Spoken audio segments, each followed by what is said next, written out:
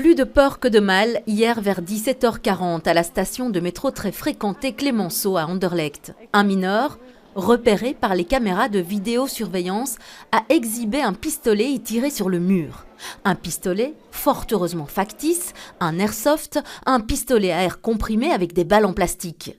Le problème, c'est qu'il ressemble à s'y méprendre à une véritable arme. C'est le même mécanisme d'action. Il y a bien eu un coup de feu tiré. Il ne s'agit évidemment pas de balles réelles, d'airsoft, donc ça produit évidemment un certain bruit, mais pas le même évidemment que d'une arme à feu, raison pour laquelle il n'y a pas eu de mouvement de panique. On ne sait pas encore comment le mineur de 16 ans a pu se procurer cette arme, mais son acte est considéré par le parquet comme totalement inconscient, au vu du contexte tendu que nous vivons. Pour le même prix, vous avez quelqu'un qui croit et qui veut maîtriser cette personne-là et qui l'embarque sur les rails du monde. Mais bon, tout est possible. Donc, je veux dire, je voudrais quand même que ce soit clair que exhiber quelque chose qui peut ressembler comme une arme dans un lieu public actuellement, c'est quand même pas la meilleure des idées. À travers ce geste irréfléchi, se pose la question du coût de la fermeture du métro durant 2 heures, le temps que le laboratoire descende sur les lieux. Les conséquences financières, puisque la fermeture évidemment